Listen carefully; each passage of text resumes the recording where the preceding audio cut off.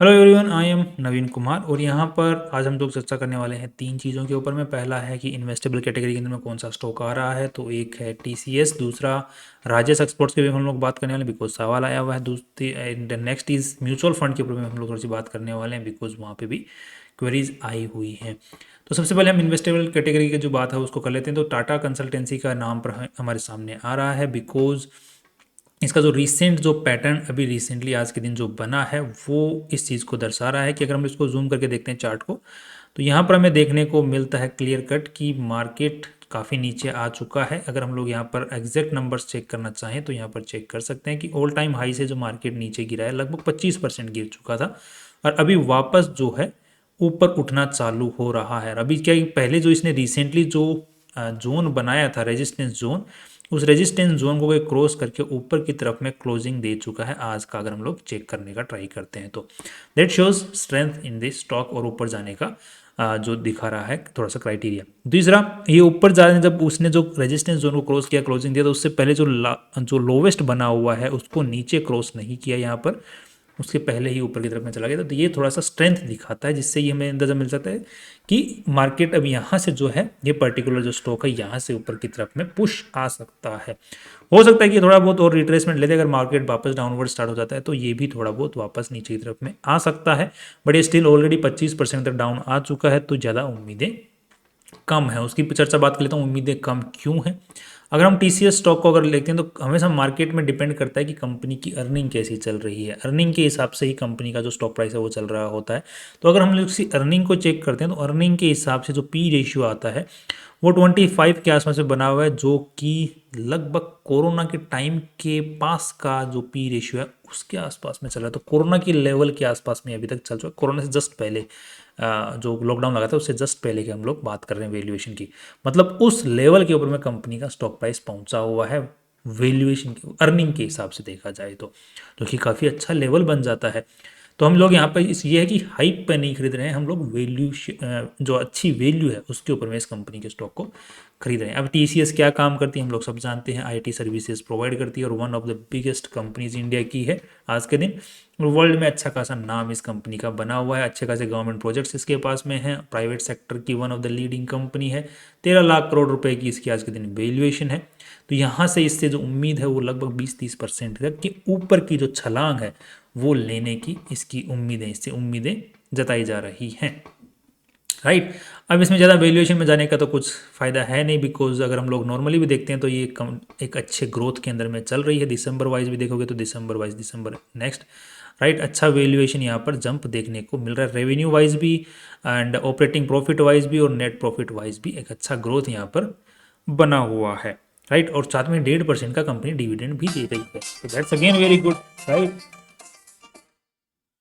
so all these things are making us to see into this particular company कि हाँ यहाँ से growth आ सकता है या फिर अपवर्ड मूवमेंट आ सकता है लगभग 25-30% का।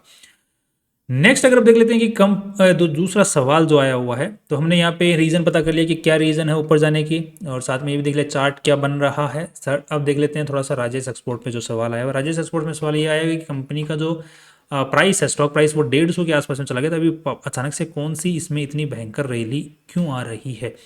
इसके पीछे मेन जो रीज़न मुझे पर्टिकुलरली नज़र आ रहा है बिकॉज राजेश एक्सपोर्ट्स एक बहुत बड़ा मार्केट जो गोल्ड का प्रोड्यूसर है मार्केट के अंदर में, आज के दिन one of the biggest producer है आज के दिन वर्ल्ड के अंदर में। तो ये इसकी जो मोस्ट ऑफ द जो बाइंग होती है, जो सेलिंग होती है वो गवर्नमेंट्स होती है, बार्स की फॉर्म में होती है जो कि गवर्नमेंट्स खरीदती हैं। अभी रिसेंटली जो कि यूएस का जो सिनेरियो चल रहा है उसकी वजह से लोगों का जो करेंसी के ऊपर, जो गवर्नमेंट्स हैं, जो देशों की गवर्नमेंट्स हैं, उनका करेंसी के ऊपर में से भरोसा उठ रहा है। जो कि इतने दिन क्या होता था कि जो कोई भी देश जो है करेंसी छापता है तो उसके पीछे कुछ ना कुछ रीज़न होता है। वो गोल्ड का रिजर्व रखती है या फिर फिएट करेंसी होती है तो वो गोल्ड का रिजर्व नहीं रखती, वो गवर्नमेंट की गारंटी पे ही छापती रहती है। तो इतने दिन क्या कर रही थी कि जो सरकारें होती थी वो एक अच्छी स्ट्रॉन्ग करेंसी को होल्ड करी थी, जो कि या तो डॉलर है या यूरो है या फिर कोई दूसरी जापानी येन है या वट एवर, जो भी उनको लग रहा था कि उनका जो ट्रेड है उनके देश का। अभी क्या हो रहा है कि डॉलर मेनली सबसे ज़्यादा डिनोमिनेटिंग था, मतलब सबसे हाईएस्ट उसी की वैल्यू थी। तो अभी जो सीनेरियो चल रहा है ट्रंप की वजह से या फिर यूएस के जो भी अभी चौंसलेबाजी चल रही है उसकी वजह से भरोसा जो है वो डॉलर के अंदर में देशों का खो रहा है गवर्नमेंट से, तो वो क्या कर रही है, वो सोना इकट्ठा कर रही हैं। सोना इकट्ठा करेंगी तो ये one of the biggest producer है, तो मोस्ट इसकी जो सेलिंग है मोस्ट ऑफ द यहीं से होने वाली है। यहीं से ऐसा उम्मीद जताई जा रही है कि यहीं इसकी जो है इस साल जो है रेवेन्यू बढ़ेगा उस पर्टिकुलर गवर्नमेंट बाइंग्स की वजह से। तो यहाँ पर उस वो पॉजिटिविटी मुझे यहाँ पर नज़र आती हुई दिख रही है कि इनको उम्मीद है कि एक अच्छा रिजल्ट सामने आएगा इस पर्टिकुलर चीज़ से। तो ये एक मेरे को रीज़न नज़र आ रहा है यहाँ पर। बाकी आपका क्या रीज़न, आपको भी क्या, अगर आप लोग इस फील्ड से अगर रिलेटेड हैं तो अगर आपको भी कोई रीज़न नज़र आ रहा है तो आप लोग भी कमेंट सेक्शन में बता सकते हैं। राइट, नेक्स्ट अब देख लेते हैं थोड़ा सा कंपनी का, सॉरी, जो सवाल आया हुआ है म्यूचुअल फंड के बारे में। तो म्यूचुअल फंड का जो सवाल आया हुआ है क्वेश्चन, एक बार क्वेश्चन को ही पढ़ लेता हूँ मैं एक बार फिर से, so that I can be sure कि हाँ यही सवाल है। ओके, सो एसआईपी स्टार्ट करनी है और कौन से म्यूचुअल फंड में करनी है उसका, ठीक है। और एक एएफआईएल के अंदर में इन्होंने पैसे उठाए हैं। एएफआईएल जो है वो पैसे उठाने की स्पीड पे भी चल रहा है, उसने पहले ही कह चुका था कि हम लोग पैसे उठाएंगे, वो अपना काम कर रहे हैं, ये पहले ही अनाउंसमेंट कर चुके हैं। सो इसका ऑलरेडी प्राइस, स्टॉक प्राइस में दिख चुका है असर। And next mutual fund start करने के लिए बताया है। ओके, सो अभी कौन से म्यूचुअल फंड में अगर आपको एसआईपी स्टार्ट करनी है तो सही रहेगा, तो अगर आपको मैं कहता हूँ कि आपकी जो उम्र है वो 30-35 साल के आसपास में है या फिर 40 साल तक भी चलेगा, बिकॉज आपके पास में एक बड़ा खर्चा अभी आने की उम्मीदें नहीं है कुछ टाइम तक, जैसे बच्चों की शादी, पढ़ाई वगैरह एट ऑल। तो जो मेरे को जो फेवरेट लगता है म्यूचुअल फंड्स के अंदर में, वो उसकी एक बार बात कर लेता हूँ मैं आपके सामने, ताकि आपको भी एक रीजनिंग समझ में आ जाएगी मैं वो पर्टिकुलर चीज़ क्यों बोल रहा हूँ। देखो, म्यूचुअल फंड के अंदर में जो कैटेगरीज होती हैं वो बड़ी सिंपल हैं। डेट कैटेगरी होती है, एक कैटेगरी होती है इक्विटी कैटेगरी। डेट कैटेगरी जिसके अंदर में आप लोग जैसे म्यूचुअल जैसे एफडी करवाते हो तो डेट कैटेगरी है। इसी तरीके से जो कंपनियां होती हैं वो लोन पे पैसा उठाती हैं तो फिक्स ब्याज देती हैं उस लोन के बदले, तो ऐसी जो डेट कैटेगरी वाले जो म्यूचुअल फंड्स होते हैं यही काम करती है। जो फिक्स इंटरेस्ट जिन चीज़ों के अंदर में मिलता है, फिक्स ब्याज जिन चीज़ों में मिलता है, उन चीज़ों में इन्वेस्ट करती हैं। तो बड़ा सिंपल काम है, राइट। तो बड़ा सिंपल काम है, तो डेट कैटेगरी समझ गए। दूसरा है इक्विटी कैटेगरी। इक्विटी मतलब ये स्टॉक मार्केट, यहाँ पे जो भी कंपनियां होती हैं उनको चूज कर करके इन्वेस्ट करना पड़ता है। अब इक्विटी मार्केट के अंदर में बहुत सारी अलग अलग टाइप की कंपनियां होती हैं, small cap, multi cap, flexi cap, index cap, ये जो अलग अलग टाइप के म्यूचुअल फंड्स होते हैं इनको सिंपली समझ लेते हैं। तो यहाँ पर जो काम के जो म्यूचुअल फंड्स होते हैं वो स्मॉल कैप मतलब छोटी कंपनियां, मल्टी कैप मतलब जो small cap, mid cap, large cap, तीनों टाइप की कंपनियों में 25-25% एटलीस्ट डाल के रखना है। फ्लेक्सी कैप मतलब फंड मैनेजर पे छोड़ दे कितना किस में डालना है, लार्ज कैप में डालना है, स्मॉल कैप में डालना है, तेरे को जो कंपनी पसंद आ रही है उसमें इन्वेस्टमेंट करो। 65% एटलीस्ट करना है। इंडेक्स फंड हम लोग सब जानते हैं, निफ्टी 50, बैंक निफ्टी, ये जो इंडेक्सेस बने हुए हैं इन कंपनियों में इन्वेस्टमेंट करना है। मिड कैप जो बीच की कंपनियां हैं, लार्ज कैप बड़ी कंपनियां, ELSS टैक्स सेविंग के लिए, थेमेटिक फंड बेकार। लार्ज एंड मिड कैप दोनों कंपनियों का कॉम्बिनेशन, दोनों टाइप की वैल्यूएशन कंपनियों का कॉम्बिनेशन, वैल्यू ओरिएंटेड, ये एक अच्छा कैटेगरी है, आई रिस्पेक्टेड। सेक्टोरल बेकार। इंटरनेशनल जो कंपनियां हैं उन कंपनियों के अंदर में इन्वेस्टमेंट करना। तो यहाँ पे जो मोस्टली काम की चीज़ें हैं, स्मॉल कैप अच्छी चीज़ है और फ्लेक्सी कैप अच्छी चीज़ है एंड वैल्यू ओरिएंटेड फंड एक अच्छी चीज़ है। बाकी मिड कैप और लार्ज कैप जो कंपनियां हैं, बाकी जितने भी जो यहाँ पर लिखे हुए हैं वो ज़्यादा कुछ काम के हैं नहीं, ये सभी सारी चीज़ें कवर हो जाती हैं। Small cap, flexi cap and value oriented funds, ये तीन काम के हैं। बिकॉज स्मॉल कैप मतलब छोटी छोटी कंपनियों में इन्वेस्टमेंट।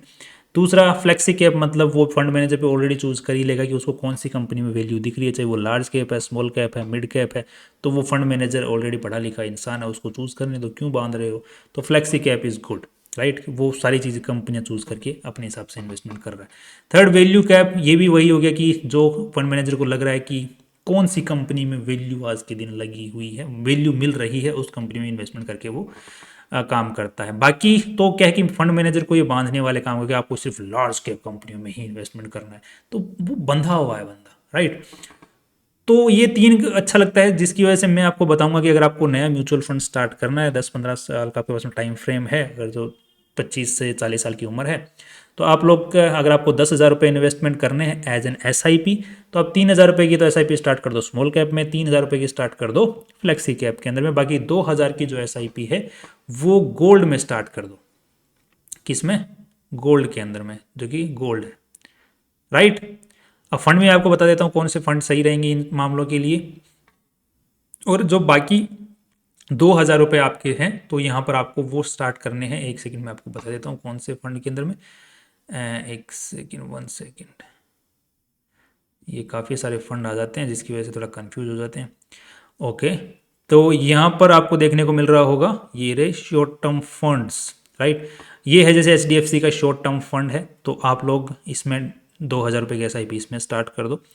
बाकी आपको 2,000 रुपये के जो गोल्ड के जो म्यूचुअल फंड्स होते हैं, जैसे मैं आपको एक नाम बता देता हूँ ताकि यू डोंट गेट कन्फ्यूज्ड। जो अच्छा म्यूचुअल गोल्ड के तो सारे अच्छे हैं, जैसे एक्सिस का ये गोल्ड का जो म्यूचुअल फंड है ये अच्छा है, आप लोग इसमें इन्वेस्टमेंट करके छोड़ सकते हैं, मतलब 2,000 रुपये SIP इसमें स्टार्ट कर सकते हैं।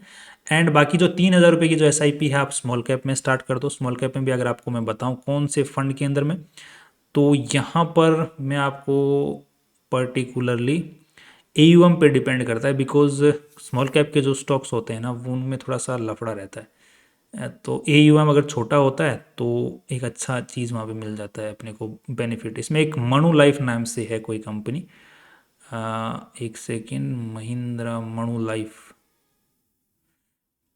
एक सेकेंड मैं आपको दिखा देता हूँ। This one, okay, this one Mahindra Manu life, ये अच्छी है, ये मेरे को ठीक लग रही है अभी फिलहाल के तौर के ऊपर में, बिकॉज छोटा है इसका AUM छोटा है, मतलब इसके पास में जो फंड मैनेज करने के लिए अमाउंट छोटा है। तो this one is good for small cap. 3,000 रुपये इसमें स्टार्ट कर सकते हैं। और नेक्स्ट अगर आपको फ्लेक्सी कैप के अंदर में जाना है तो फ्लेक्सी कैप के अंदर में ये इसको मनु लाइफ का नहीं बताऊंगा मैं आपको। फ्लेक्सी कैप के लिए आपको जाना चाहिए, 1 सेकेंड, एक ढंग का फंड है। 1 second, 1 second, 1 second, 1 second, 1 second, black rock भी आ गया क्या मार्केट में। एडलवाइज का, एडलवाइज का ये फ्लेक्सी कैप फंड जो ये वाला है ये ठीक है, स्टार रेटिंग भी इसकी ठीक है, 4 स्टार रेटिंग है, and this one is good, right.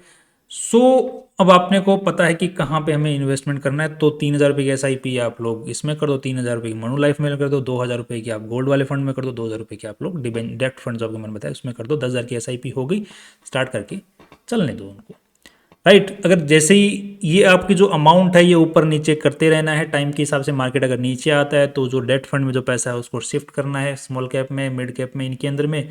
और जब मार्केट ऑल टाइम हाई पे पहुंच जाता है तो वापस आपको डेट फंड में वापस पैसा डाल देना है, कुछ अमाउंट जो कि आपने इन्वेस्ट किया जब मार्केट नीचे था। तो ये स्ट्रक्चरल चेंज जो आपको है वो टाइम के साथ में करते रहना है इनके अंदर में भी। बाकी SIP आप लोग यहाँ पे स्टार्ट कर दो। साथ में ही आप लोग कमेंट सेक्शन में भी एक म्यूचुअल फंड अकाउंट खोलने का एक लिंक मैंने दे रखा है। ध्यान रखना कि अगर उस अकाउंट के थ्रू अगर आप लोग करते हैं तो डायरेक्ट फंड नहीं होगा, वो रेगुलर फंड के अंदर में इन्वेस्टमेंट होगा। बट ये है कि आप लोग मेरे से डायरेक्ट कनेक्टेड उस तरीके से रह पाएंगे, राइट। सो आप हमने इस जो वीडियो के अंदर में कवर कर लिया इन्वेस्टेबल कैटेगरी का जो स्टॉक अभी नज़र आ रहा है, क्यों नज़र आ रहा है उसके पीछे हमने म्यूचुअल फंड का डिस्कशन कर लिया और राजेश एक्सपोर्ट्स का डिस्कशन कर लिया। That's all. कर फिर मैं तेरी इंपॉर्टेंट वीडियो के साथ में ही सी यू टुमारो।